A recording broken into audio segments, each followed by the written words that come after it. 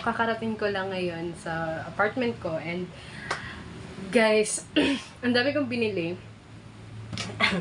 Pero hindi siya ganun kamahal ha. Binili, lang siya, less 20 pesos. I know, less 100 pesos lang ang yung item niya. Pero, lang, nag-enjoy ako sa pamimili ko. First item na binili ko guys, ito. Itong balde. Ito siya, worth 32 pesos siya. Pero nakita ko dun sa may bintahan din doon na tag 20 pesos lang.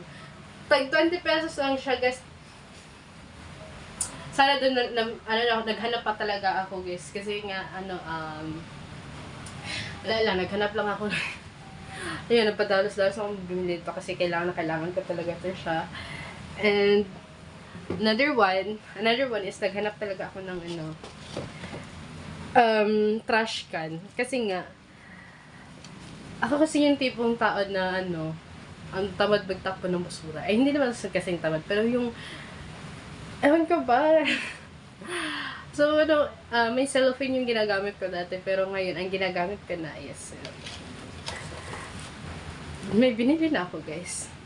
Diba? So, ito siya, guys. Mura lang ito, ha. Tag 20 pesos lang ito siya. Okay na siya, guys.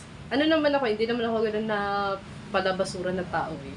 So, another, sa mga pinamili ko, ito, at saka ito.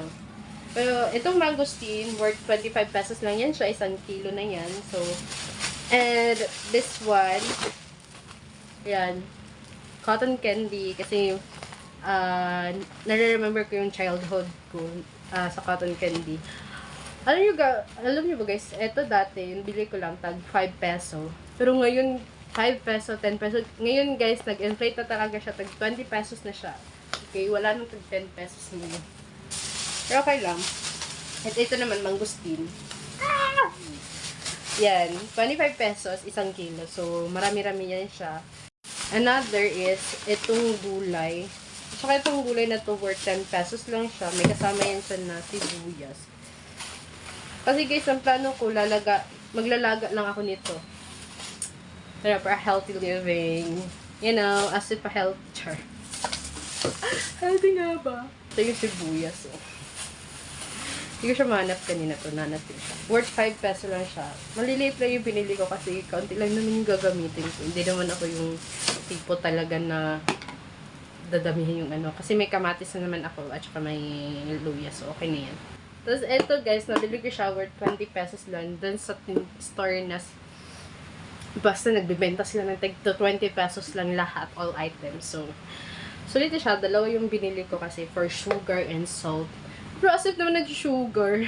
Pero, yun lang guys. Hindi po talaga ako nag-sugar na ngayon. Hindi ko alam. Basta wala akong asukal dito. Ayun. Hindi naman ako mahilig sa asukal. In this one. Basta salt to kasi nga, nagluluto ako. Nagluluto. Sana So, yun lang guys. Ano lang. Life of a single life? Ganun lang. Just enjoy.